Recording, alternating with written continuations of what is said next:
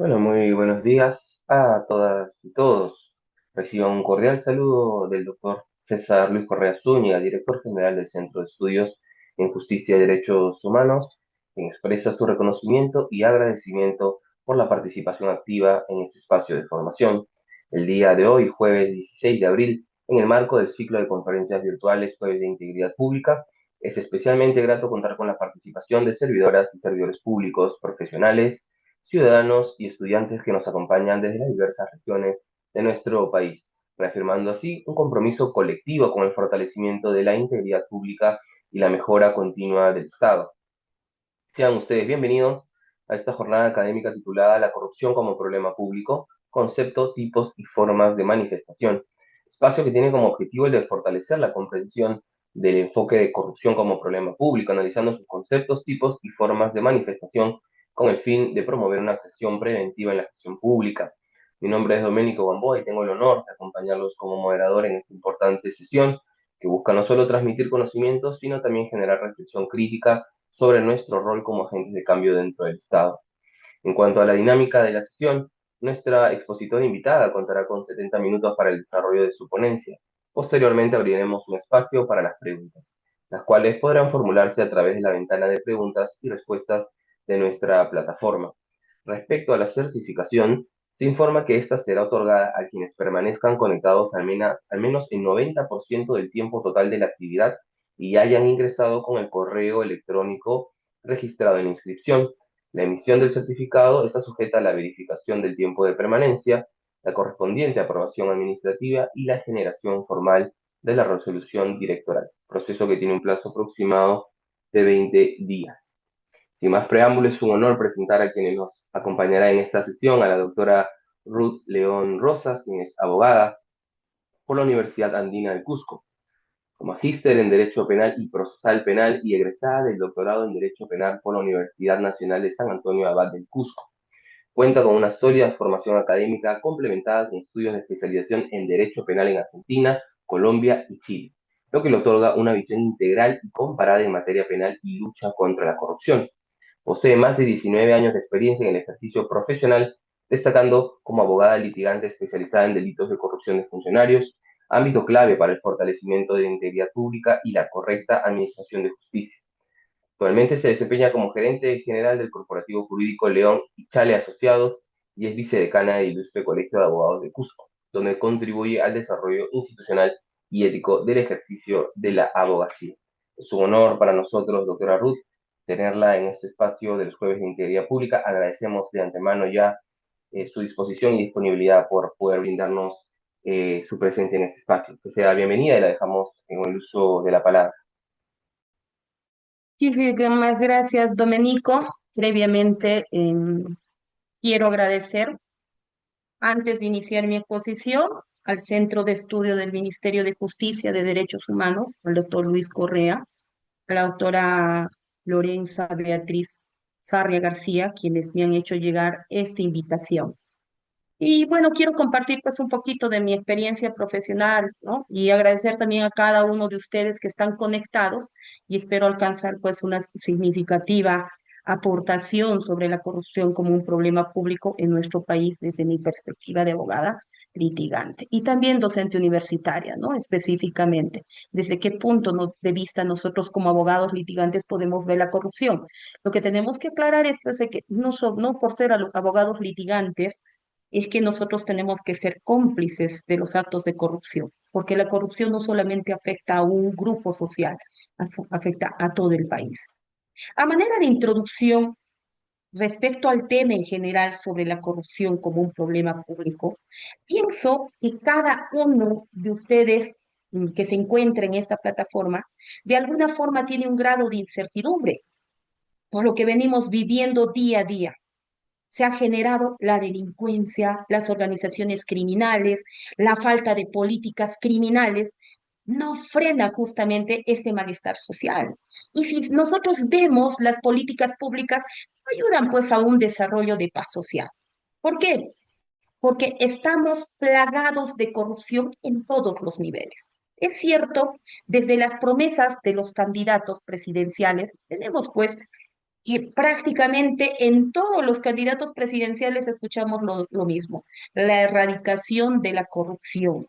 Pero eso no sucede, pues, pero eso no sucede. Más al contrario, terminan su gestión con procesos penales por la comisión de delitos contra la administración pública. Y eso no es de uno, sino son de varios presidentes de la República del Perú. Si nosotros hablamos a veces, ¿no?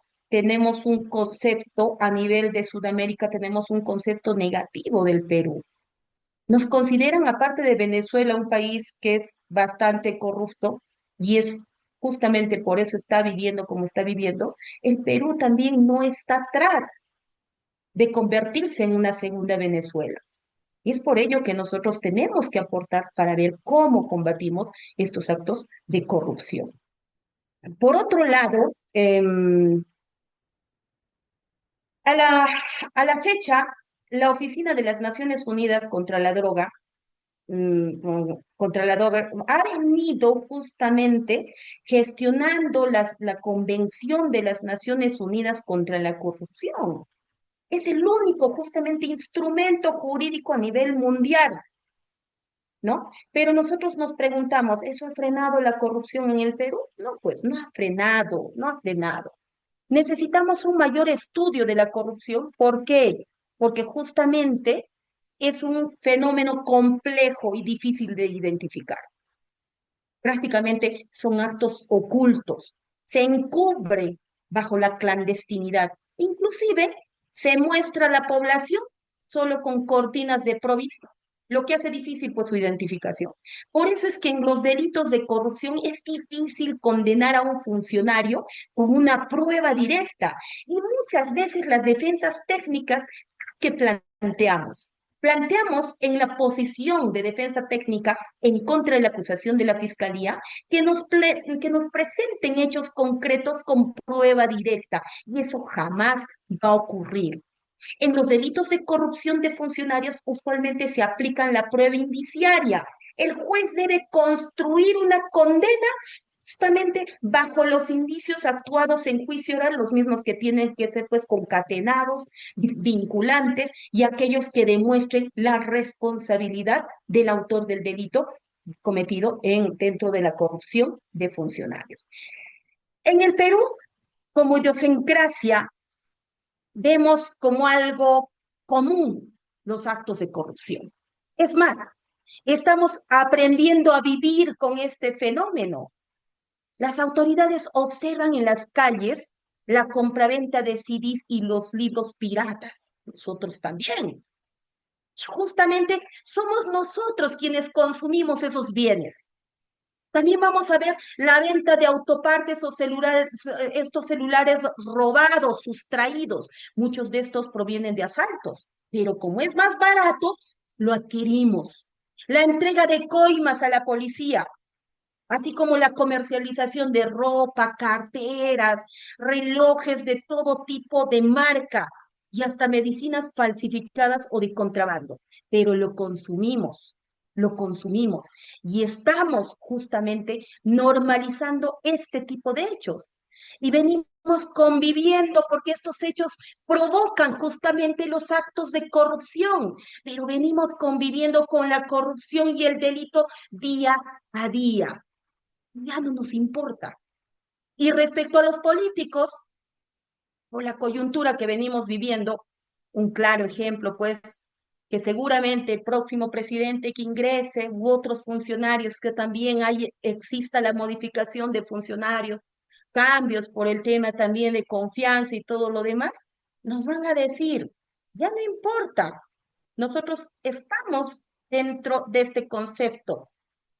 Mucha gente, si nosotros preguntamos, ¿qué es lo que nos responde? Ya no importa que robe, pero que haga obras. ¿No es eso convivir con la corrupción? Quiero resaltar otro aspecto socialmente aceptado, que es informal, que fomenta justamente la corrupción y está vinculado al tráfico ilícito de drogas, la tala de árboles, la minería ilegal, la pesca ilegal, la trata de personas, incluyendo el comercio y el transporte informal. Se han convertido prácticamente en el motor de la corrupción. No se salvan los profesionales que ejercemos de manera particular e independiente. Usualmente, ¿qué hacemos? ¿No es evadir nuestros impuestos? Un 80% de profesionales no emiten recibos por honorarios o facturas. También justamente este acto y este hecho contribuye a la corrupción, porque nosotros como sociedad tampoco solicitamos esos recibos o esas facturas, porque así estaríamos contribuyendo al pago de la SUNAT. Pero al omitir también la solicitud de estos recibos por honorarios o facturas, también contribuimos justamente a esos actos de evasión de impuesto. Estos hechos justamente pues generan una informalidad a la vista y paciencia de todas las autoridades, que poco o nada pueden hacer para controlar estos actos. ¿Por qué? Porque cuando tú vas, intervienes, realizas un operativo, ¿qué es lo que dice la gente? Déjennos trabajar, ¿no? Si no hay penalización social, más bien podemos observar que hay un acto de normalización y hasta estaríamos complaciendo estos actos, podríamos decir que nosotros estaríamos incurriendo en un acto de complicidad para la comisión de delitos de corrupción de funcionarios. Entonces, pues, no se va a poder frenar los actos de corrupción, más al contrario, estamos ideando nuevas formas de cometer delitos sin ser descubiertos. Por ejemplo, recordemos las últimas elecciones regionales y municipales en el Perú, en el mes de octubre del año 2022. Ahí se han elegido 33 alcaldes aproximadamente provinciales con sentencias de primera instancia. Claro, no estaban consentidas, por eso es que han podido postular. Pero también teníamos 8 alcaldes distritados elegidos en Lima que estaban siendo investigados por delitos de corrupción de funcionarios. Y 19 regiones han elegido como sus gobernadores con investigaciones fiscales e incluso con sentencias de primera instancia por delitos de corrupción de funcionarios. Claro, pues no estaban sentenciados, por supuesto, ¿no? Porque uno dirá, tiene derecho a la presunción de la inocencia mientras no se declare consentida y esté en vía de ejecución, pueden postular, por supuesto, pero sin embargo, ¿dónde está la conciencia del elector? Mínimamente, trato de averiguar por quién voy a votar y a quién voy a dirigir pues mi confianza para que me maneje mi país, mi región, mi provincia o mi distrito. No se salvan los expresidentes. Eh, Hemos tenido tantos presidentes involucrados en corrupción de funcionarios, como por ejemplo el presidente Alan García, Alberto Fujimori, el presidente Toledo, Ollanta Humala, y su esposa justamente también estaba involucrada en los mismos delitos de corrupción. Pedro Pablo Kuczynski, el señor Vizcarra, Castillo, el penúltimo, podríamos decir, el que fue elegido el 22 de octubre, su esposa de Castillo, todos sus familiares involucrados en actos de corrupción, la señora Dina Boluarte, y lamentablemente también el último que estuvo, o el penúltimo que fue el señor Gerí. Todos estos se encuentran comprometidos en procesos por corrupción de funcionarios. Ahora, en estas últimas elecciones, ¿no? ¿Cuántos parecidos a estos, pues vamos a elegir que también tengan procesos penales por corrupción de funcionarios, pero sin embargo van a manejar nuestro país? Y nosotros verificamos si estos próximos 5 años para atrás ha ido en aumento la corrupción. La pregunta es, ¿qué estamos haciendo como Estado para frenar esos actos de corrupción? Es lamentable decir, pues, que falta justamente la cultura en valores, integridad en la educación. Nos hacemos vulnerables por falta justamente de estos valores. Deberíamos empezar desde nuestras escuelas, los medios de comunicación, desde las familias e incluso la sociedad ha dejado de educar en valores como el respeto, la honestidad, la solidaridad, la responsabilidad y la justicia específicamente. Si nosotros verificamos, ejemplo, las universidades, yo soy docente universitaria, dedican su mayor esfuerzo a una educación técnica y de altos pues contenidos patrimoniales, profesionales. Eso no es malo, porque para eso uno estudia, para eso uno se prepara. Pero no debemos olvidar la integridad, la moral, o a la misma familia deberían ser justamente temas importantes y prioritarios y no solo quedarse en un curso de ética, porque las universidades lo único que dictan dentro de la currícula justamente son los cursos de ética o de deontología, ¿no? Pero deberíamos profundizar como actos de prevención de la comisión de delitos en futuro. Si analizamos, por ejemplo, la educación del futuro en la abogacía, desde mi punto de vista de docente universitaria, observo una marcada inclinación a la tecnología, a la información como es el Legal Tech, la, la, las ciencias económicas, políticas, así como incluso el marketing. Pero muy poco o casi nada se menciona el reencuentro tan necesario de la profesión con la deontología. Y es un tema importante que nosotros debemos mantener y debemos perfilar que cómo podemos evitar la corrupción, justamente educando a nuestros pobladores, comenzando incluso desde la escuela, porque nosotros les enseñamos a nuestros hijos e incluso a incurrir en actos de corrupción cuando vamos y les enseñamos a mentir. Vas a faltar hoy día al colegio, pero mamá, ¿qué le digo? Sí, dile, ¿sabes qué? Que te pusiste mal de salud. El niño ya está mintiendo.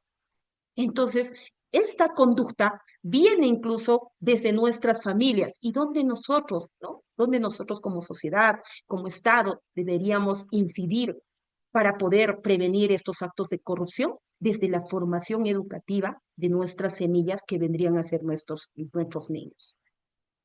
Ahora, con este breve comentario, una breve introducción, voy a comenzar el tema, por favor. Si me pasas la primera PPT, Precia, te voy a agradecer. Correcto. Listo. Yo comienzo con esta pregunta cuando les hice una breve introducción. ¿Será la educación la llave para enfrentar y controlar la corrupción como la vacuna? Para mí, para mí, yo pienso que sí. La educación justamente debe ser, dice, la piedra central del combate contra la corrupción, debiendo ser permanente y continua en todos los niveles, desde las escuelas hasta las universidades, en lo teórico y en lo práctico. Yo pienso que efectivamente, si nosotros formamos en valores, enseñamos dentro de la ética profesional, la transparencia, la honestidad, que es una esencia justamente para una convivencia honesta. A veces estoy volando en un sueño, ¿no? Entiendo, pero en algún momento alguien me dijo, busquemos mapas de honestidad. Y si alguien no cultiva estos mapas de honestidad, esto pues se va a quedar ahí y vamos a seguir en decreciente de los actos de corrupción. Siguiente PPT, Precia, por favor. ¿Qué es la corrupción? ¿Qué es la corrupción? Si nosotros vemos la PPT, dice es el mal uso del poder dentro del sector privado y también dentro del sector público. ¿Con qué finalidad realizan estos actos de corrupción? Con la finalidad de obtener un beneficio indebido, específicamente una ventaja económica e incluso no económica. No siempre la ventaja va a ser económica, ¿no? También hace referencia que podrían ser la participación, justamente, quienes cometen los actos de corrupción de funcionarios, los servidores públicos, los funcionarios públicos, los agentes privados y los ciudadanos, porque más adelante vamos a revisar, pues, y seguramente muchos de ustedes conocen lo que dice el Código Penal. Y en el Código Penal no solamente condenan a los funcionarios y servidores públicos por delitos de corrupción de funcionarios, sino también a aquellos que no tienen una condición de funcionario público, como por ejemplo el cohechante, el que ofrece, el que da la coima en los delitos de cohecho. Es también para Andrés Ibáñez, ¿qué es lo que dice? ¿Qué indica que es la corrupción? Dice que son aquellas formas de actividades ilegales mediante las cuales existen los sujetos que gestionan espacios de poder político y cuentan con capacidad de emitir decisiones de relevancia en el plano económico, prevaliéndose de justamente de su posición de funcionarios públicos para apropiarse, para obtener un beneficio correspondiente a quienes por su mediación contratan con la administración pública, los que con eso dice sobrepasa, ¿no? Sobrepasa y obtiene a su vez un privilegio y ventaja. Eso es para Andrés Ibáñez, que hace referencia que es la corrupción. Pero en sencillas palabras, considero que la corrupción justamente es el abuso del poder por parte del funcionario y el servidor público que le ha confiado el Estado bajo las normas, que quiere decir que el Estado le permite realizar actividades lícitas, pero sin embargo, estas se convierten de manera ilícita por su actual abusivo por el poder que en ese momento ostenta. Siguiente, por favor, Ofrecia. Tipos de corrupción, vamos a ver. Listo, los tipos de corrupción, tipos de corrupción. Dentro de los tipos de corrupción, ¿no? Vamos a ver de que existe la corrupción directa e indirecta. Dice que dentro de esta corrupción, esto se debe a que las tareas de los funcionarios y servidores de este nivel consisten básicamente pues en ejecutar las decisiones tomadas por los altos funcionarios. Eso es en general, dentro de la corrupción directa e indirecta. La directa es el soborno explícito, ¿no? Quid pro quo. Si nosotros vamos a hablar de un delito, hablamos del delito de malversación de fondos por un acto inmediato, directo, un funcionario que directamente recibe dinero para acelerar un trámite. ¿Eso es un acto de corrupción? Sí, vamos a verificar qué tipo de delito se está cometiendo aparte de la malversación de fondos, aparte de la malversación de fondos. Y la indirecta ocurre cuando se aceptan regalos, favores por el cargo sin un pacto específico. Recordemos, nosotros vamos a verificar más adelante, los actos de corrupción vienen a ser contratos ilícitos entre las partes. Y en algunos casos no existe un contrato ilícito directo, como por ejemplo en el delito de concusión que vamos a analizar. Más al contrario, existe una coacción unilateral por el funcionario o servidor público que pretende una ventaja económica. Pero en los delitos de cohecho es un contrato bilateral, voluntario de las partes. ¿Correcto? Y en el delito de colusión vamos a observar que existe también un contrato, pero el beneficio tiene que ser justamente con la finalidad de obtener una ventaja económica por parte del funcionario público. Y respecto a la corrupción institucional, dice se caracteriza por su naturaleza oculta o disimulada y forma parte de la estructura institucional. Es difícil establecer un vínculo entre las causas y los efectos. A nivel nacional, establecen que la institución más corrupta es el Congreso, seguido justamente por la Fiscalía, por el Poder Judicial y la Policía. Recordemos los casos de Cuello Blanco, ¿no? Se han ido definiendo de que efectivamente se contrataba fiscales, jueces y entre otros en el que se colocaba en cargos específicos manejados todo por fiscales superiores. Entonces, este hecho pues ha trascendido a nivel nacional y mundial, ¿no? Siguiente, por favor, Fresia. Muchas gracias. No, retrocedemos. Tipos y forma de manifestación.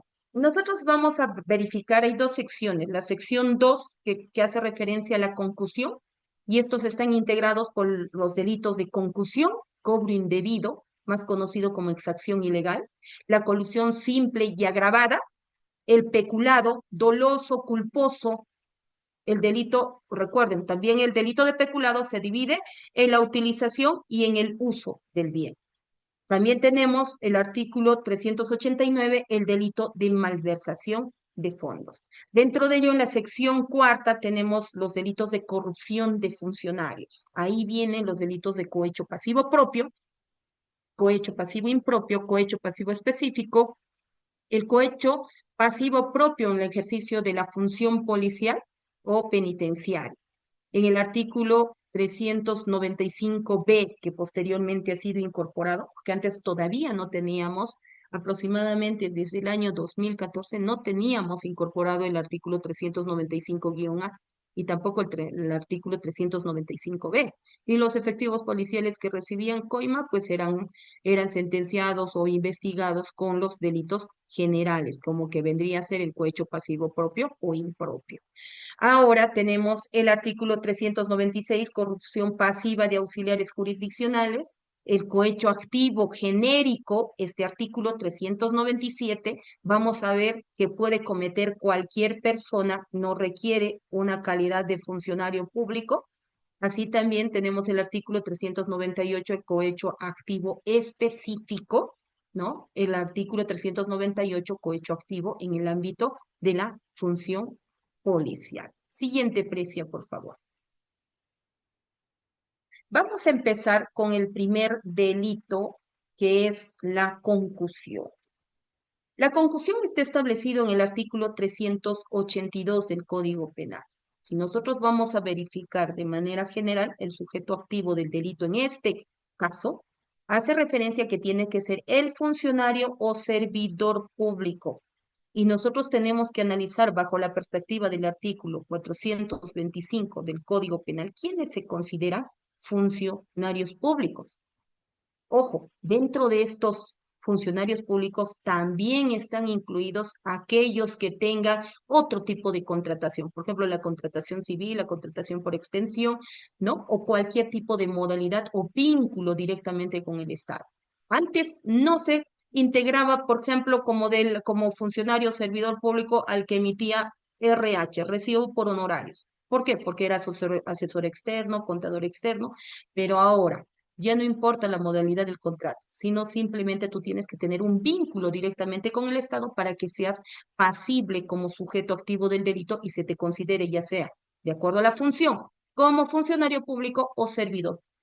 Si nosotros vamos a analizar quiénes son los funcionarios públicos, específicamente existe una gran diferencia. Funcionario público, el que toma decisiones, el que ordena y el que prácticamente tiene la responsabilidad, administración y custodia de los bienes. Servidores públicos, dependiendo cuál es su función, no toma decisiones y está a la merced del funcionario público. Ojo, no quiere decir que porque yo soy servidor público y el señor es mi jefe, es funcionario público, tiene mayor responsabilidad. No, en el derecho penal no distingue, suficiente que hayas cometido o hayas infringido, ¿no?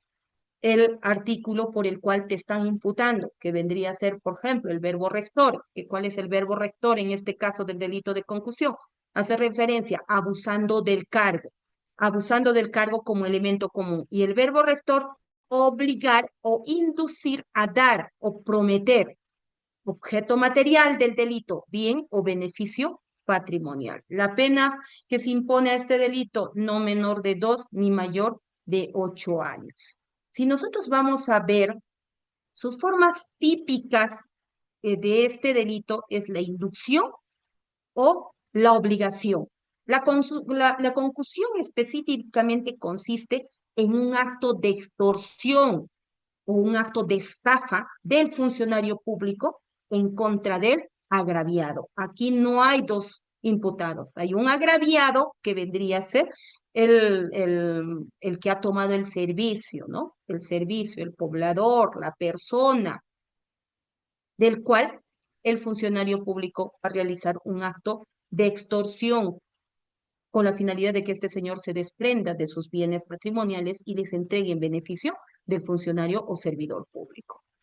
La concusión hace referencia específicamente, si nosotros revisamos un recurso de nulidad, la 3448-2004 ANCAS, en su consideración octava, hace referencia a un concepto chiquito de la concusión. ¿Qué dice? La concusión, quien ostente el poder y se vale de él para hacerlo, exige a la víctima prestar la cosa como consecuencia del terror infundido y no por otra causa. No se ha llegado a establecer que el procesado haya compelido a los servidores de la municipalidad a pagar beneficios que no le correspondían.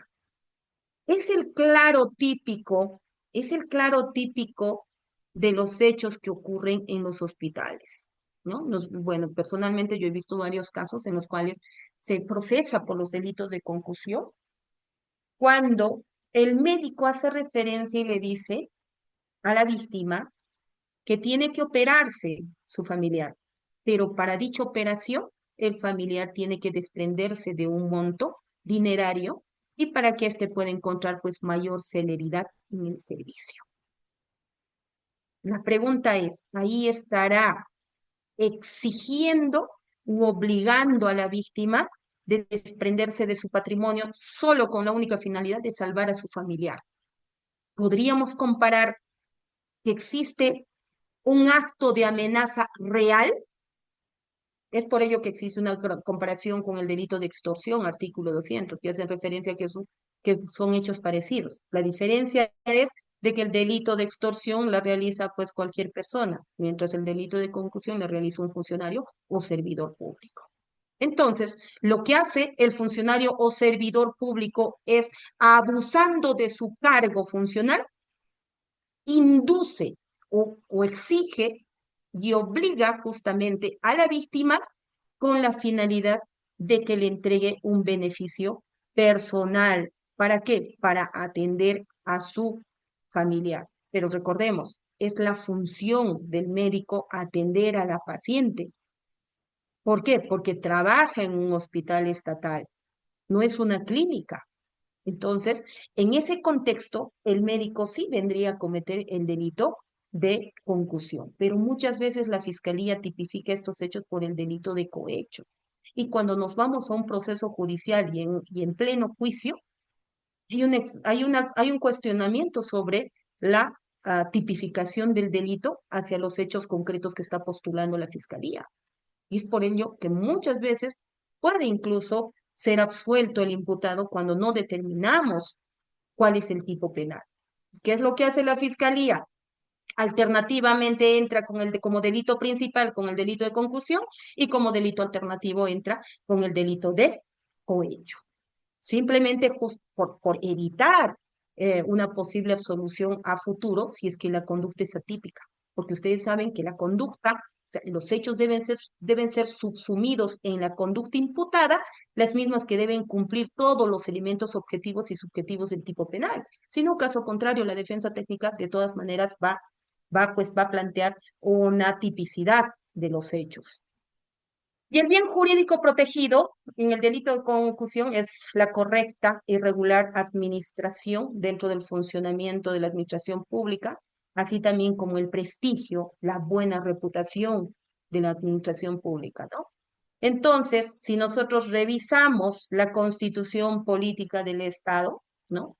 Hace referencia el artículo 39 que el funcionario público y todos están justamente al servicio de la nación. Entonces, como bien jurídico protegido de este delito es la correcta administración pública. El siguiente delito que vamos a tratar es el delito de cobro indebido, artículo 383 del Código Penal.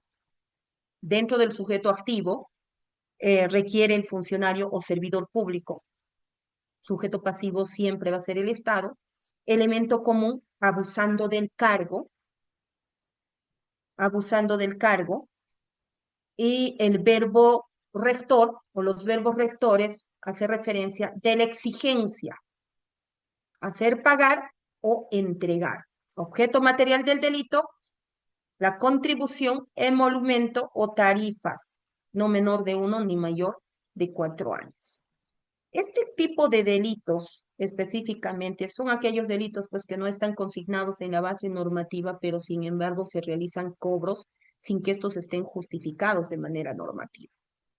Es en sí el cobro indebido. Por ejemplo, hubo un gran caso y fue de conocimiento público en una temporada para el año 2013, 2011 al 2015 incluso, habían alcaldes que se incrementaban la remuneración sin ningún tipo de justificación, a pesar de que la ley presupuestaria indicaba de que no podía realizarse ningún incremento en las remuneraciones de los funcionarios o servidores públicos.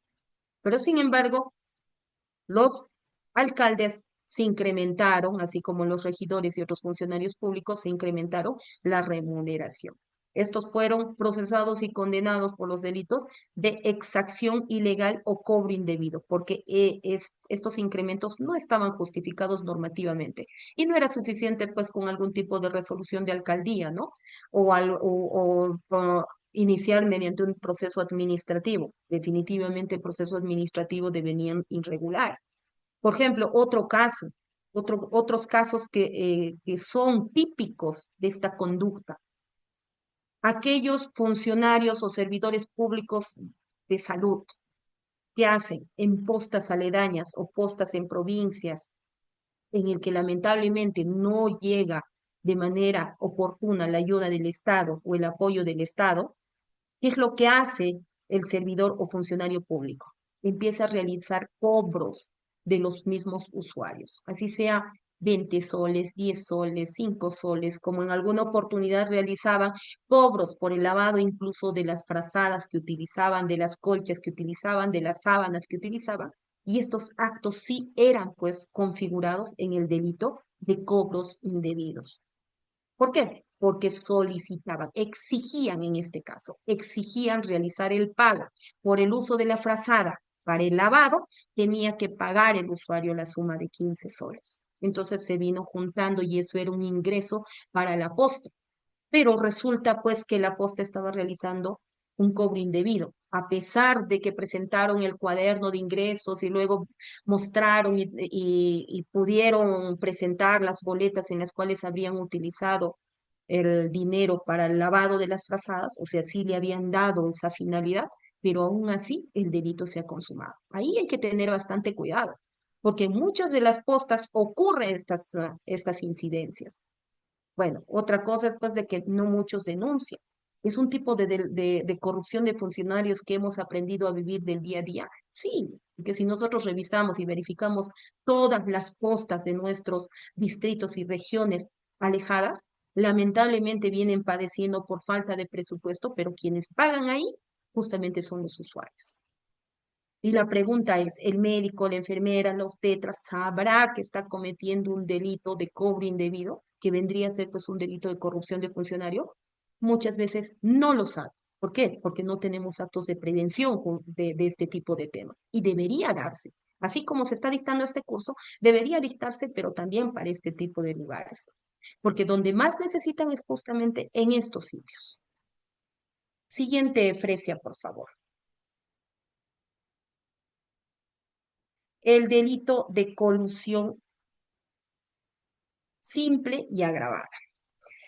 Nosotros vamos a hablar del delito de colusión simple y agravada. Para el año 2011 aproximadamente, este delito pues era tipificado en uno solo que correspondía al delito de concusión en ese momento, ¿no? En el artículo 384, concusión, colusión, que establecía la conducta típica que indicaba aquel que comete, ¿no? Aquel que realiza actos de concertación y defrauda al Estado, entonces se encontraba en un solo tipo penal. Y la pena privativa de libertad era pues no menor de 3 ni mayor de 15 años. Para el año 2011, al mes de julio, esto se modifica y se divide el tipo penal que anteriormente era cuadrado en una sola conducta. Y resulta que ahora dividen en el delito de colusión simple y colusión agravada. ¿Por qué? Porque la primera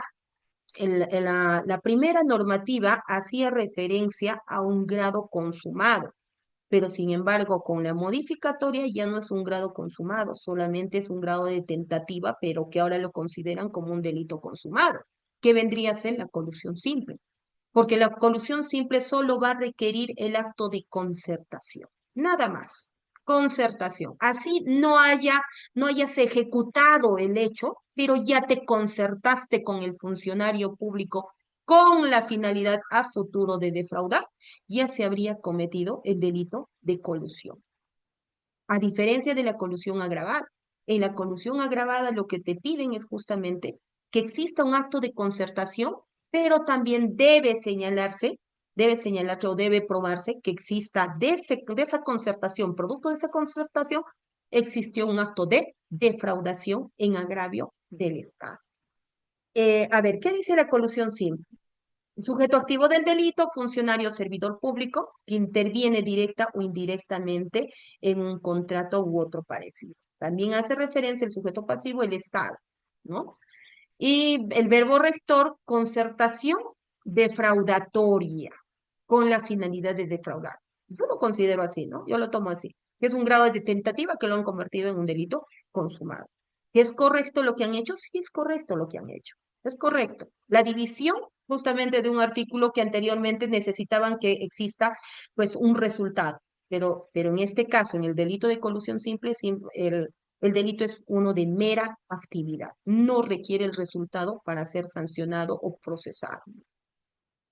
También dice que la pena es no menor de 3 ni mayor de 6 años. Inhabilitación de 5 a 20 años, de 180 a 365 días. Y la colusión agravada, como ya hemos visto, es sujeto activo del delito, siempre funcionario o servidor público. El sujeto pasivo, el Estado, el verbo rector, mediante concertación, ¿no? Defraudatoria, o sea, en este caso sí se defrauda al Estado. Por eso es que la pena se incrementa, es no menor de 6 ni mayor de 15 años, una inhabilitación de 5 a 20 años, multa de 365 a 300, ¿no? A 330 días multa. Si nosotros verificamos si existe una diferencia entre el delito de colusión simple y el delito de colusión agravada, existe una gran diferencia. Dentro del delito de colusión simple, ¿no? El delito de colusión simple, ustedes tienen que aprender a identificar. Muchas veces la fiscalía equivocadamente califica la conducta como colusión simple, perdón, como colusión agravada el hecho de que se haya pagado por la ejecución de una obra lo que corresponde. Para eso está el peritaje.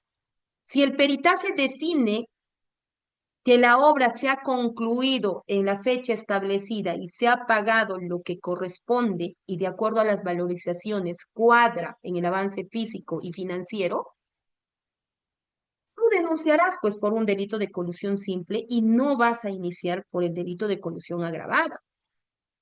¿Y cuándo vas a identificar que efectivamente esa conducta es ilícita? Vamos a observar que existen procedimientos administrativos irregulares. ¿Qué es un procedimiento administrativo irregular? Todo aquello que se aparta de la norma. Por ejemplo, actos administrativos de regularización, licitaciones públicas regularizadas, ¿no? Licitaciones públicas regularizadas. Hay documentos en los cuales han realizado la entrega fuera del plazo establecido por ley. Si cuando correspondía la ampliación de plazo, cuando correspondía la ampliación de plazo en un monto mayor de 30 días y el Estado o a la institución pública le otorga más de esos 30 días, ese es un acto irregular. Ese es un acto irregular. ¿Por qué? Porque te estás apartando justamente de las normas administrativas que te dicen, tú no puedes realizar estos actos de regularización. Y la mayor parte de los delitos de corrupción de funcionarios se van a verificar cuando existen actos de regularización. Vamos a decir, pero en casos de emergencia se pueden regularizar los actos, sí, se pueden regularizar, pero para ello también se tiene un plazo y el plazo es de 10 días con la finalidad de que tú regularices administrativamente. Pero eso no quiere decir que no vas a tener pues un expediente de contrataciones para que este quede suelto. Definitivamente debes contar con el expediente de contrataciones para determinar pues de qué forma realizaste la regularización, pero eso es en determinados casos.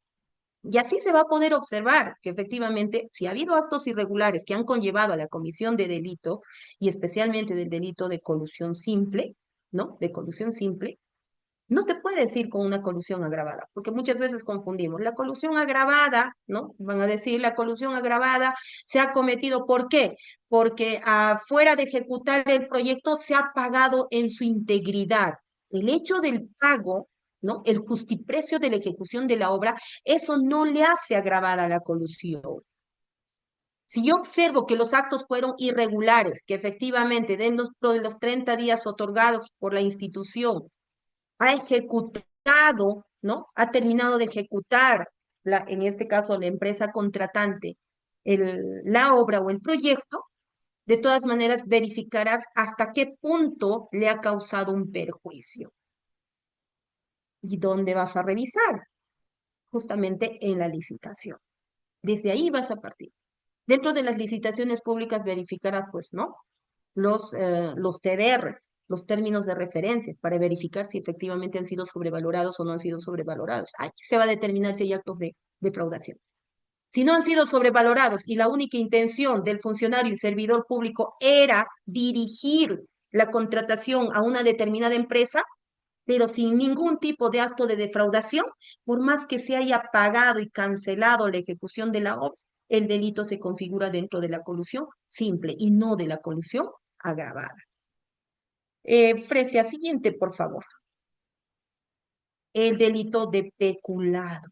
Peculado. Artículo 387 del Código Penal. A ver, si nosotros verificamos dentro de los sujetos activos del delito, ya les dije, siempre va a ser el funcionario público o servidor público. ¿Cuáles son las conductas típicas? Percibir, administrar, custodiar. Verbos rectores, apropiarse, utilizar y usar. Vamos a ver que existe una gran diferencia entre utilizar y usar.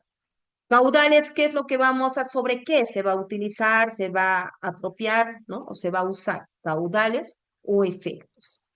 ¿Para quiénes? En beneficio para sí o para terceros. Y esta conducta sí reza el acto culposo, ¿no? El acto culposo, que definitivamente también la conducta dolosa, el elemento subjetivo del dolo y la culpa. En este delito, la peculiaridad de este delito dentro de su marco normativo, precisa pues, ¿no? El funcionario o servidor público que se apropia o utiliza en cualquier forma para sí o para otro caudales o efectos cuya percepción, administración o custodia le estén confiados por razón de su cargo. Y también dentro de esta misma base normativa hace referencia sobre el numeral 4, ¿no? Si el agente por culpa da ocasión a que se efectúe por otra persona la sustracción de caudales o efectos, será reprimido con pena privativa de libertad no mayor de 2 años y con prestación de servicios comunitarios. Específicamente, si nosotros verificamos, los verbos rectores es apropiar, utilizar los caudales del Estado. Apropiación se da cuando el funcionario hace suyo los caudales del Estado que le fueron entregados en razón de la función pública que ejerce. Ahí nace la función específica o la función especial que le asigna al funcionario público para identificar que es el autor del delito y es el sujeto pasivo del delito para ser procesado por el delito de peculado. ¿Por qué les digo esta función especial? Porque desde que el funcionario público, servidor público, tiene una condición, justamente como tal, tiene una condición, puede ser pasible de ser denunciado por la Comisión de Delitos de Corrupción de Funcionarios. Pero, sin embargo, la Fiscalía está en la obligación de determinar si efectivamente este funcionario público ha participado de manera efectiva y directa en dicho acto administrativo.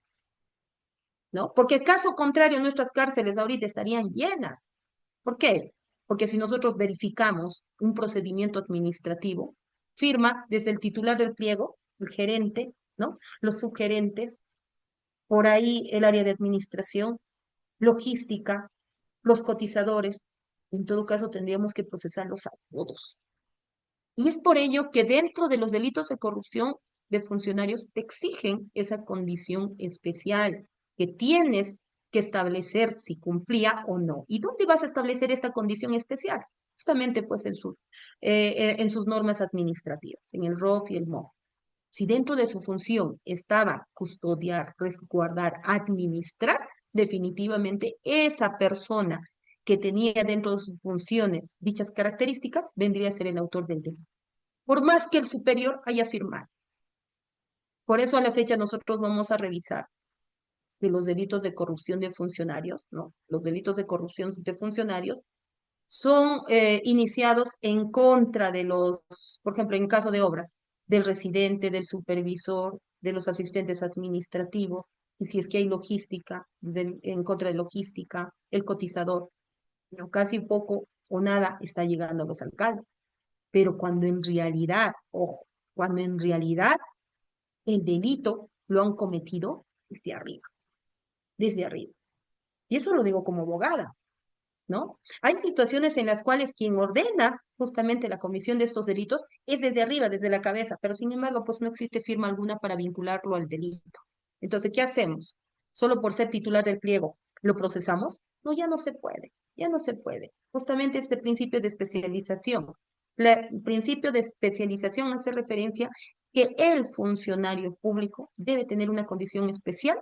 ¿Para qué? Para que se pueda, para que pueda ser, pues, procesado como autor del delito, ¿no? Entonces, por ejemplo, en este caso de apropiación, voy a tratar de ser lo más rápido posible porque el tiempo es corto. En estos delitos de apropiación, en el delito de peculado, no sé, ustedes seguramente trabajan mucho con los temas de los habilitos. Los habilitos. En los casos de los habilitos, es muy diferente la tratativa que en los casos de ejecución de obras, pónganse, en un caso de licitación.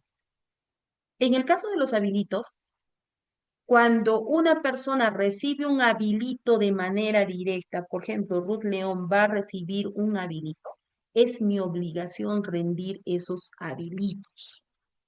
Es mi obligación, como Ruth León, rendir esos habilitos.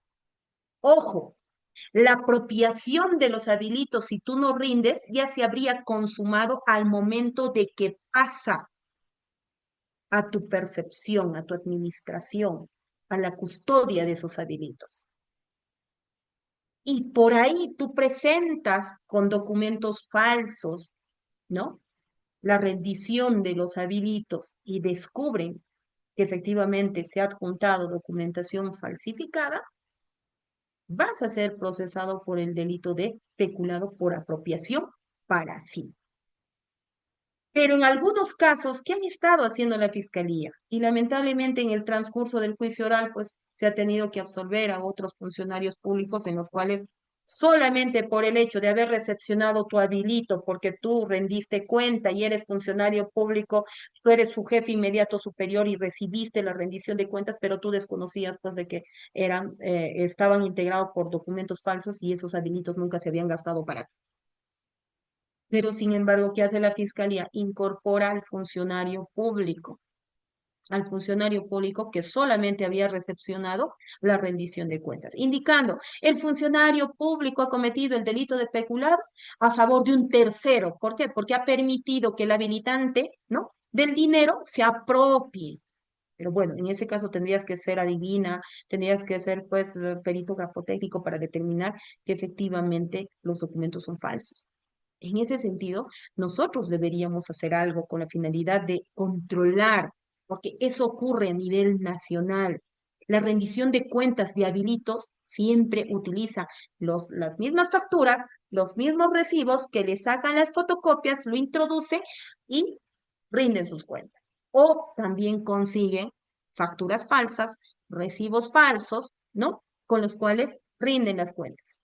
La pregunta es, ¿tenemos algún acto de control en estas instituciones públicas para determinar si efectivamente esas facturas son reales, esas facturas son falsas? No tenemos. Tenemos forma de controlar, ¿no? Salvo que tengamos de manera directa acceso a la SUNAT.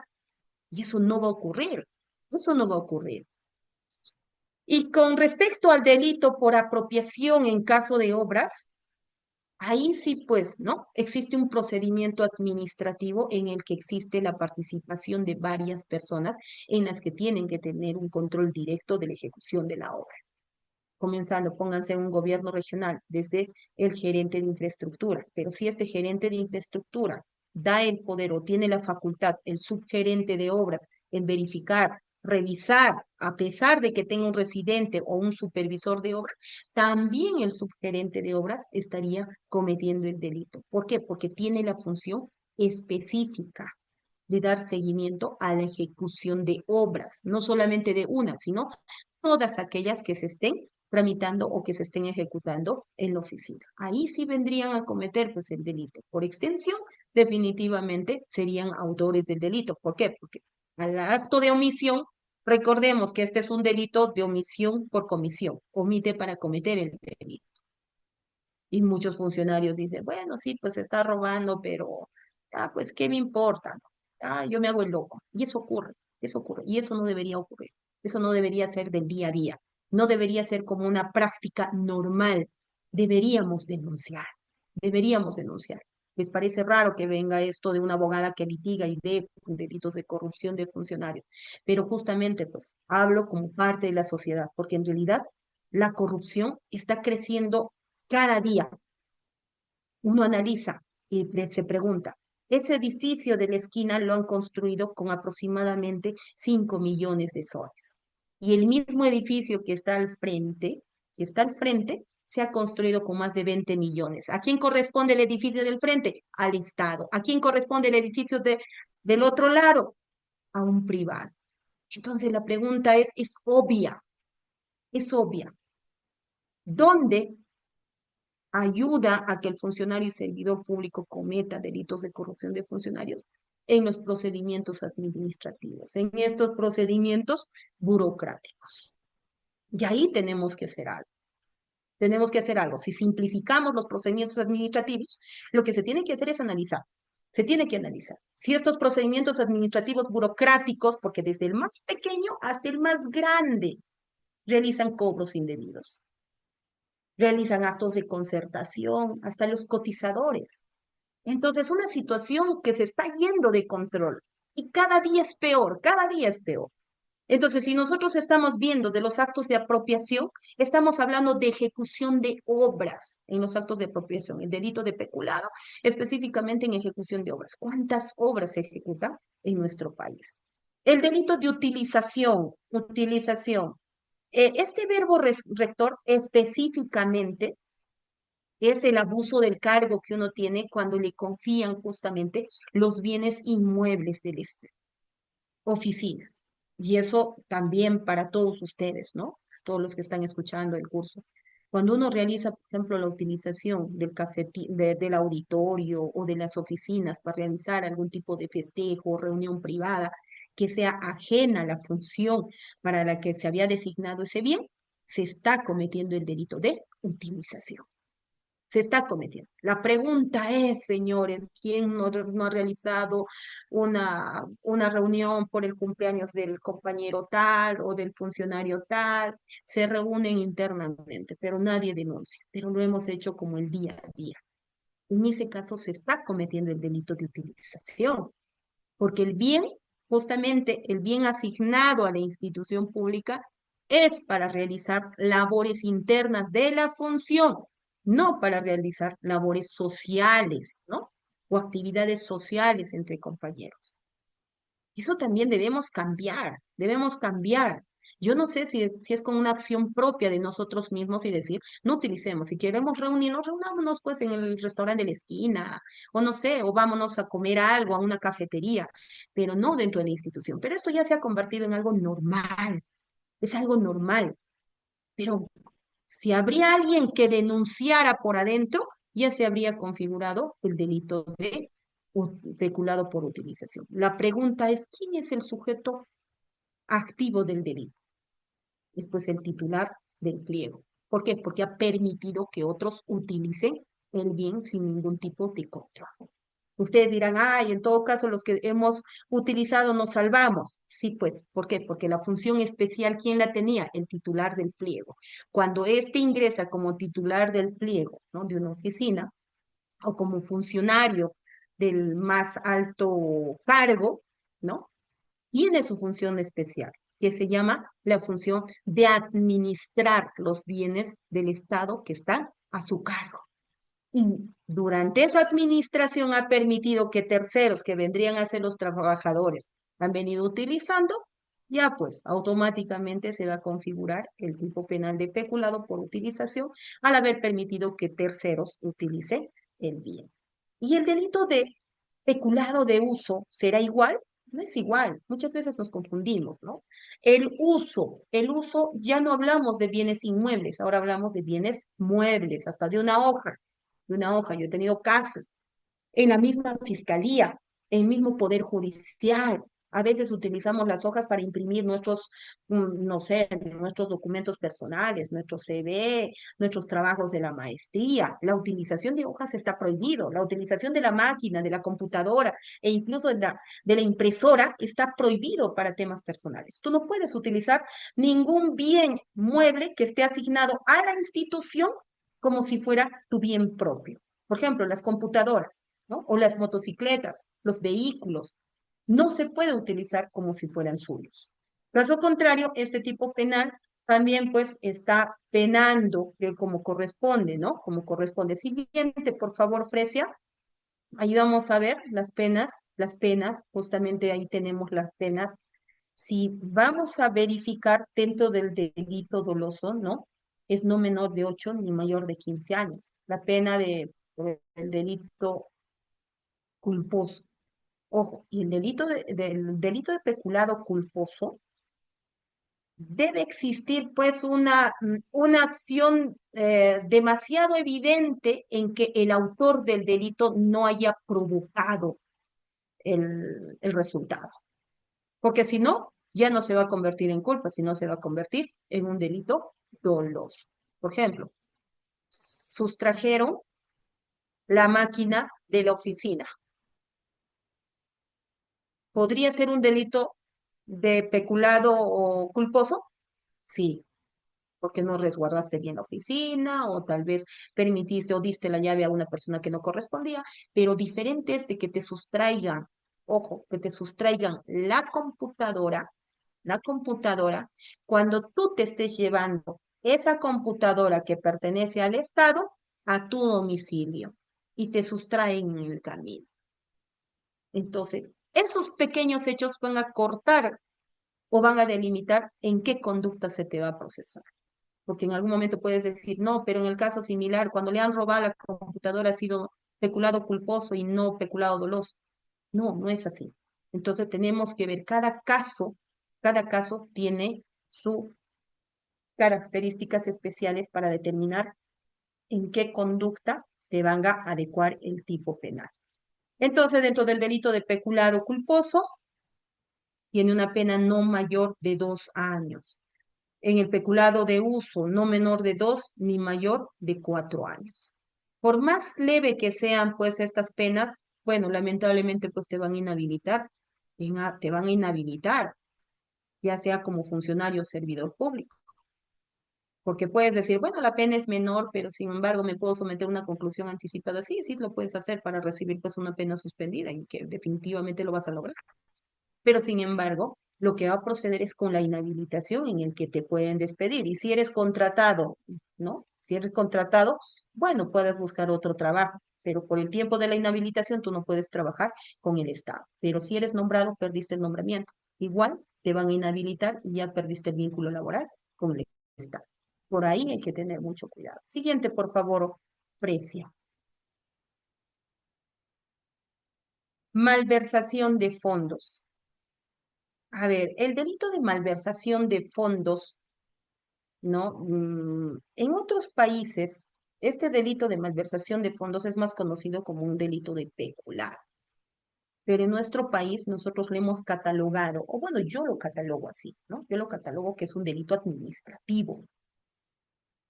¿Por qué digo que es un delito administrativo? Porque el tipo penal de este delito te dice, permítanme, dentro del tipo penal te hace referencia de que tú habrías dado, ¿no?, un uso diferente de manera definitiva a los caudales del Estado. Ojo, no te está diciendo que tú te has sustraído, te robaste, no. Te está diciendo que los dineros que eran destinados, por ejemplo, para la compra de combustible, tú los pagaste a profesionales que no estaban considerados. Y el dinero pues se perdió del combustible. Ese es, por ejemplo, un destino diferente definitivo, porque utilizaste el dinero para una actividad que no estaba asignada. Entonces, ese monto dinerario se pierde y no va a cumplir su finalidad que vendría a ser la compra de combustible. Pero si nosotros revisamos en la fiscalía, por ejemplo, en el Cusco, voy a poner como ejemplo el Cusco. En el Cusco no tenemos más de 50 procesos por el delito de malversación de fondos, porque muy poco nada se configura. A la fecha tengo un juicio en el caso, creo, del Hospital Antonio Lorena por malversación de fondos. ¿Por qué? Porque dice, ¿no? Se habría destinado o se habrían modificado los presupuestos del Hospital Antonio Lorena que estaban asignados para el año 2013 y los mismos que estos presupuestos se habrían perdido de manera definitiva, pero lo cual pues no es cierto, no es cierto, es una situación forzada y ahí es una situación forzada. Bueno, ¿por qué? Porque es un caso emblemático por acá, por el Cusco, incluso a nivel nacional. Es que se ha forzado la figura. No se puede forzar la figura porque definitivamente este proceso va a caer. Y eso le causa, por ejemplo, le causa dilación, economía procesal al Estado cuando tratamos de forzar figuras que no corresponden con el tipo penal. Dentro del tipo penal precisa, ¿no? Precisa el funcionario o servidor público que da el dinero o bienes que administra una aplicación definitiva, diferente de aquellas. Definitiva. Dentro del verbo rector está exigiendo que ese dinero que utilizaste debe ser de manera definitiva, como les colocaba el ejemplo. Póngase, voy a transferir de mis recursos determinados a mis recursos ordinarios, se va a perder el dinero. Ahí se habría un grado de malversación de fondos. ¿Por qué? Porque es un trámite administrativo irregular. Yo no puedo pagar pues la ejecución de obras con lo que tengo que pagar. ah, Perfecto, ya. Gracias, Frecia, por recordarme. Mira, cuando hablo. Ya. Entonces, lo que nosotros tenemos que verificar es justamente en qué contexto es que se ha desarrollado estos actos administrativos irregulares. Pero, por ejemplo, en obra, cuando se van a realizar algún tipo de modificaciones presupuestarias, pues no se va a considerar pues un delito de malversación de fondos porque no habría un procedimiento administrativo irregular, porque la ley 28.411 te permite las modificaciones presupuestarias en el artículo 40.1, en su inciso 1, te dice cuándo debes modificar los presupuestos. Y dentro de esta malversación de fondos, ¿cuál es el sujeto activo del delito? Voy a ser más rápida, Frecia, por favor. Sujeto activo del delito, funcionario servidor público, ¿no? Dar dinero o bienes que administra. Finalidad o definitiva diferente a la expresamente asignada por ley, por decreto, reglamento o resolución de autoridad competente. Y la pena es no menor de 1 ni mayor de 4 años. Y existe una inhabilitación de 5 a 20 años. Ojo, no hay ninguna afectación en este caso en agravio del Estado. No hay una afectación. Pero, de todas maneras, si nosotros podemos observar, tiene más un contexto de un delito administrativo que vendría a ser sancionado por una falta administrativa, pero no por un delito penal. Siguiente, Frecia, por favor. Cohecho. Acá vienen los delitos de cohecho. ¿Qué vamos a entender de los delitos de cohecho? Están establecidos desde el artículo 393 al 398-B. Son conocidos como los delitos de la compra y venta de la función. Tiene que existir un contrato bilateral, o sea, tanto del cohechante y del cohechado con la finalidad de entregar un beneficio al cohechante y también se beneficie el cohechado. Tenemos el cohecho pasivo y el cohecho activo. ¿El cohecho pasivo en qué consiste? Sancionan a los funcionarios o a los servidores públicos que reciben, aceptan o solicitan ventajas o beneficios de cualquier índole a fin de realizar un acto conforme a su obligación o contrario a sus funciones. Entonces, el cohecho pasivo específicamente abarca a todos los funcionarios y servidores públicos. Ahí están, pues, ¿no? Todos los policías, efectivos policiales, magistrados, fiscales, jueces, funcionarios públicos en las diferentes instituciones públicas, el Ministerio de Justicia, el Congreso, todos. El cohecho activo sanciona a la otra parte que vendría a ser cualquier persona. O sea, no requiere ningún tipo de cargo, no requiere ningún tipo de denominación, simplemente que sea cualquier persona, ¿no? Y está sancionado de acuerdo por el cual dice el funcionario vende la función. Él es el que compra la función pública y sanciona al ofrecer, al prometer, dar algún donativo, beneficio o ventaja a un funcionario a fin que omita o realice actos propios de su cargo. Siguiente, Fresia, por favor. Siguiente. Fresia, ¿se me escucha? Gracias, Fresia. Cohecho. Dentro del cohecho, nosotros vamos a verificar, dale un clic hacia atrás, por favor, para que se pueda entender el contexto. Una diapositiva antes, Fresia. En el cohecho pasivo, más atrás, no lo adelantes. Dice que estamos contra el tiempo. Trataré de terminar. Ahí. Cohecho pasivo propio, artículo 393. Después, ya terminamos eso, Fresia. Ahí nos quedamos, por favor. El cohecho pasivo propio, artículo 393. Sujeto activo del delito, cualquier funcionario o servidor público. Los verbos rectores, recibir, ¿no? La pena en este caso es no menor de 5 ni mayor de 8 años con una inhabilitación de 180 a 365 días. El de solicitar, ¿no? Solicitar, condicionar. ¿Qué cosa? Donativos, promesas, ventajas o cualquier tipo de beneficios. En este caso también el cohecho es aceptable el hecho de que exista condiciones de citas, salidas, condiciones sexuales, ¿no? Netamente en aquellas personas pues que no puedan acceder a entregar una ventaja económica. Bien, es parte del cohecho.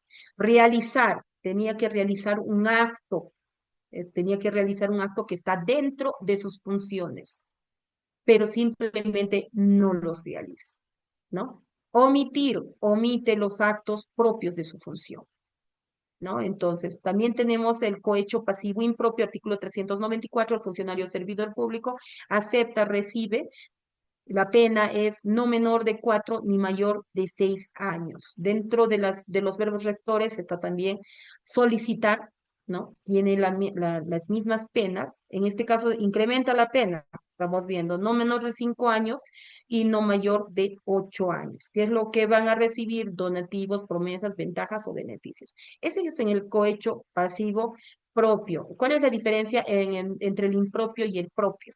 El propio en acto realiza el acto, ¿no? Realiza el acto en violación de sus propias funciones.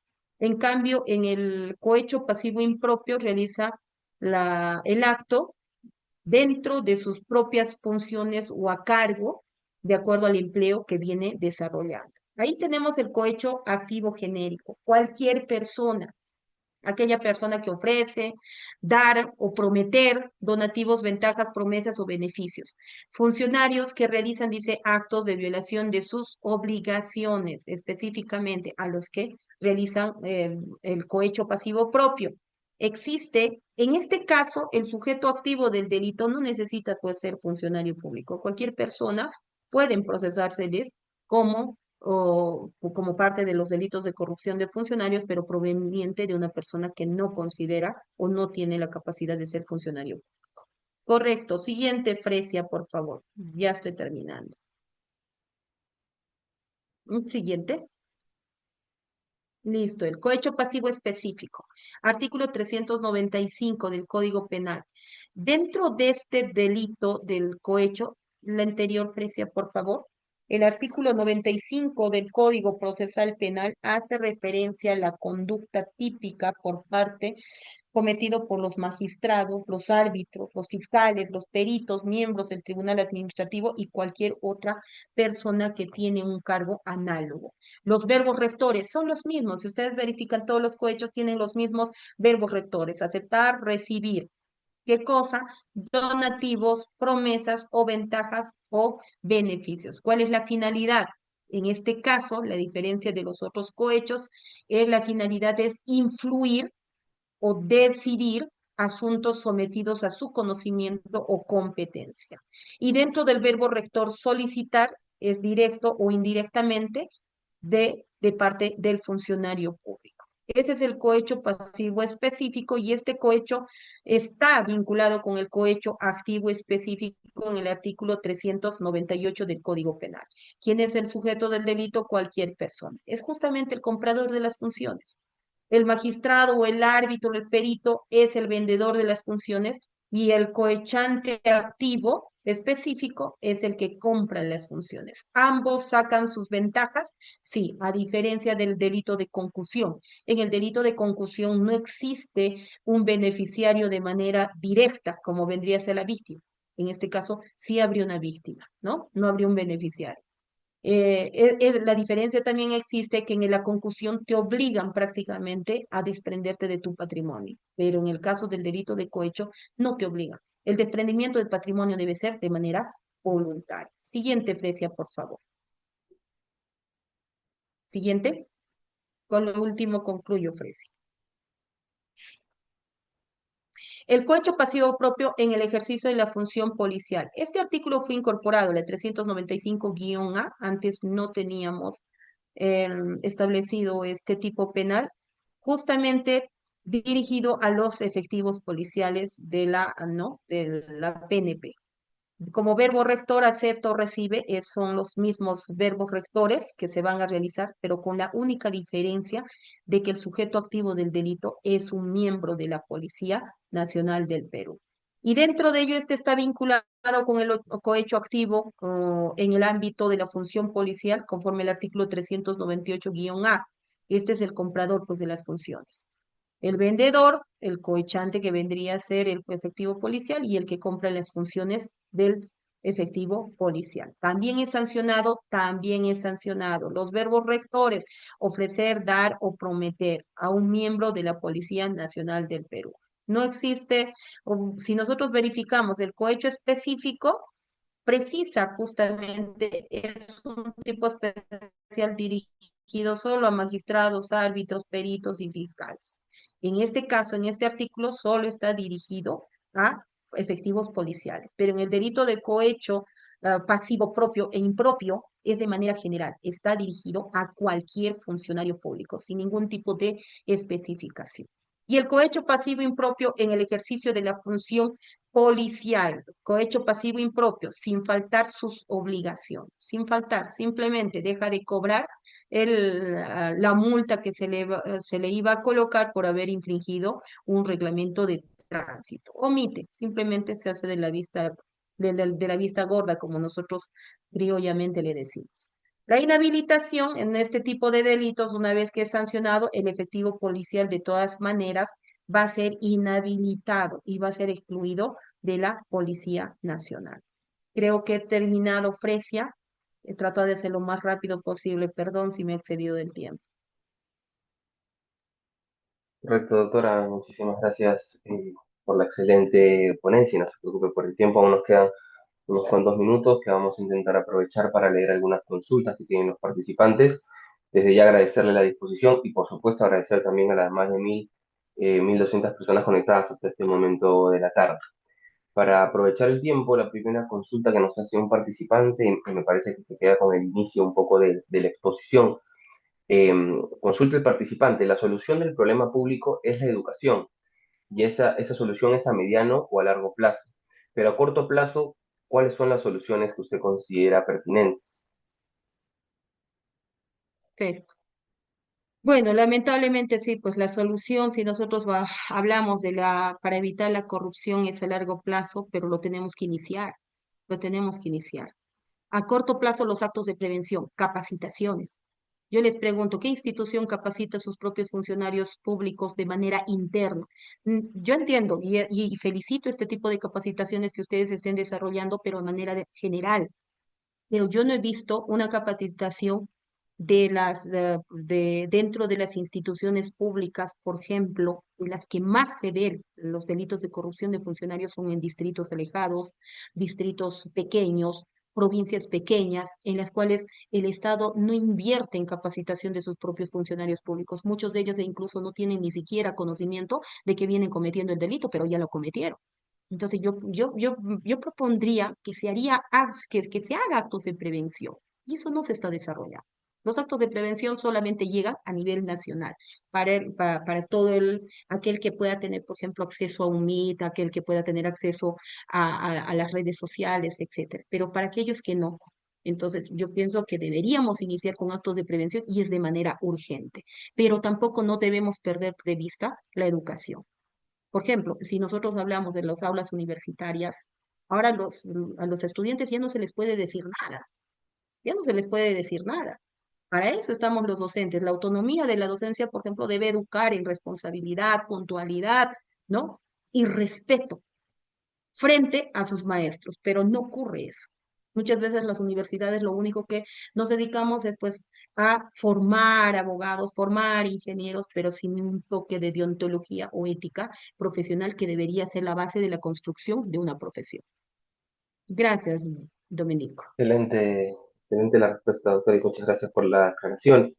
Otra de las consultas que nos hace un participante es sobre el impacto real de la corrupción y consulta, ¿no? Más allá de las pérdidas económicas, que la mayoría de los que están en esta sala seguramente sabemos cuál es el impacto real económico que genera, ¿cuál cree que es el impacto más profundo de la corrupción en la relación del Estado con la ciudadanía? Lamentablemente, o lo desagradable de la corrupción, es que los que menos tienen son los más afectados. Los que menos tienen son los más afectados. Tal vez muchos de nosotros somos indiferentes, ¿ah? Nosotros vamos a analizar a nivel de profesionales, funcionarios públicos y servidores públicos. A nosotros no nos interesa lo que sufre el de afuera, el de a pie. Pero lo que nosotros deberíamos hacer es justamente exigir, no entrega ¿cómo podríamos decir? Beneficios, no entrega de beneficios, sino exigir la ejecución de las obras, pero con una adecuada supervisión, porque lamentablemente esas obras, como les acabo de referir dentro de la exposición, si nosotros verificamos por la burocracia, se incrementa el costo de la obra. La pregunta es, ¿quién supervisa? La Contraloría. La Contraloría supervisará de manera oportuna. No es que realiza la Contraloría una supervisión después de que se ejecutó la obra, cuando ya se perdió el dinero y prácticamente cuando ya se sobrevaloró el bien. Y también la pregunta es, ¿qué le vas a quitar o qué le vas a pedir al funcionario público cuando sea procesado y sentenciado? ¿No?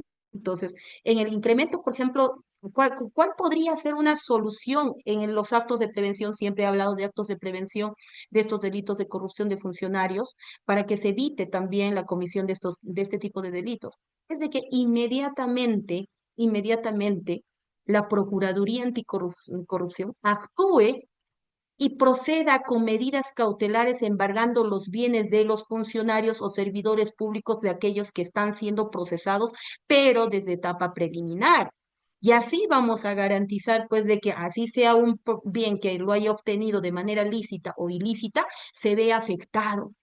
Porque las personas cuando atacan a nuestro bien, ahí es donde más nos duele. Pero a ver, atácale a la libertad, bueno, dice, cumplo mi pena y luego salgo y disfruto de los bienes que he sustraído. Esa es la respuesta que vamos a recibir de un funcionario público que ha sido sentenciado. Y no es pues la solución el hecho de incrementar penas y penas. No considero. Y más aún que ahora nuestras cárceles están llenas de corrupción de funcionarios, ¿no? Por delitos de corrupción de funcionarios. Excelente, muchas gracias por la respuesta, doctora. Ahí también una de las consultas que nos realiza un participante en medida de lo que haga respondido, sería bueno hacer estas dos preguntas, ¿no? En primer lugar, ¿qué rol cumple la Contraloría General en la lucha contra la corrupción? Y la segunda, que es un poco más directa, sería cómo se presenta la corrupción en los procesos de contratación con el Estado. Si podría de repente advertirnos de algunas cosas. Correcto. Con respecto a la primera pregunta, ¿cuál es la función que cumple la Contraloría? La Contraloría debería cumplir la función del control, de control específicamente. verificación de control previa, ¿no? De los controles previos durante la ejecución de los proyectos y no solamente durante la contratación o la licitación, sino la verificación si efectivamente concuerdan o no con las licitaciones o con los expedientes de licitaciones de los cuales se habrían realizado dentro de una institución. Esa es la función específica de la Contraloría, el de controlar. Respecto al otro punto que me dijiste, Dominico, Es respecto a cómo se presenta la corrupción en los procesos de contratación con el Estado.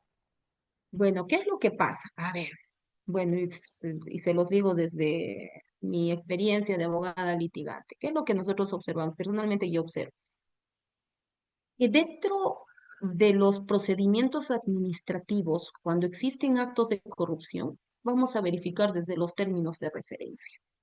Cuando los términos de referencia están direccionados a una determinada empresa, prácticamente un poco más y le ponemos el nombre de la empresa. Las especificaciones técnicas están ahí, ¿no? Dice, por ejemplo, ¿no? Un carro negro, ¿no? Con 4 llantas, que sea de 6 filas, o sea, ya estamos direccionando hacia dónde vamos o con qué empresa vamos a contratar. Y un poco más le pone la Toyota, ¿no? La Fortuner, pero no le colocamos. Pero todas las especificaciones técnicas van dirigidas justamente a obtener ese bien.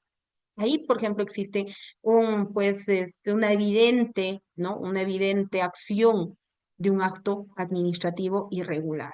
Y por otro lado, también dentro de los términos de referencia, a veces existe sobrevaloración en los costos obtenidos. Una ambulancia, vas a decir, quiero que la ambulancia tenga, ¿no? Una camilla, oxígeno, ¿no? Y tal vez un reanimador, pero ya vas dirigiendo, pero también la ambulancia debe contener estas especificaciones. ¿Y cuánto le vas a colocar como precio referencial? Ponte 500.000 soles. O sea, ahí ya le estás sobrevalorando. ¿Por qué? La justificación es que va a tener oxígeno, va a tener un reanimador, va a tener una camilla y entre otras cositas. Entonces, ahí se está mostrando que existe una sobrevaloración en el costo y lamentablemente pues ya hay una inducción para contratar a una determinada empresa. Ahí se denomina los actos de concertación para defraudar al Estado, el delito de colusión. Excelente, doctora, muchas gracias por esa respuesta. La siguiente consulta, y vamos a ir con las últimas consultas para respetar el tiempo de la conferencia, así también solicitando las disculpas correspondientes a los participantes porque no vamos a poder absolver todas las preguntas, pero vamos con la siguiente consulta. Eh, y qué se puede considerar de repente más dañino? Es lo que pregunta un participante, ¿no? La gran corrupción, la que se ve politizada, o la corrupción cotidiana y normalizada que se encuentra en el Estado, ¿no? En la corrupción, te he escuchado bien, la corrupción normalizada, Domenico, ¿no? Sí, o sea, ¿qué considera que puede ser más dañino para el sistema, ¿no? La gran corrupción, esa corrupción que se ve, pues, en los portales de los diarios, en las portadas de los diarios, en la televisión, o al final la corrupción cotidiana, ¿no? La que se normaliza La constantemente. normalizada, Domenico, ya te entendí. La normalizada, del día a día. Nosotros a diario vivimos en corrupción y no hacemos nada para corregir esos actos de corrupción. Como les repito, desde las escuelas enseñamos a mentir a nuestros niños. Y esos niños ya están creciendo que cuando tengan algún problema futuro, tienen que mentir para resolver ese problema. Y no debería ser así, ¿no? Y tampoco no voy a decir como profesional, pues que yo soy la persona más proba del mundo. Todos podemos cometer errores, sí, son errores, pero que tú admitas vivir en corrupción, como por ejemplo evadiendo impuestos. Como profesionales, muchos de nosotros evadimos impuestos y no pagamos, no tributamos a la SUNAT, ¿no? Entonces, desde ahí, nosotros del día a día, pónganse en un caso hipotético que no pagues o no tributes a la SUNAT, seamos 100.000 abogados que no tributamos, porque solo en Lima están colegiados más de 100.000 abogados, en Cusco tenemos 10.000, en Arequipa 40.000, en Puno tenemos más de 20.000. Entonces, si nosotros sumamos, somos más de 200.000 abogados, ¿correcto? Entonces, pongámonos un monto de 100.000 abogados, no tributamos. ¿Cuánto de impuesto evadimos a la SUNAT? ¿Cómo la SUNAT podría utilizar esos dineros para la ejecución de obras?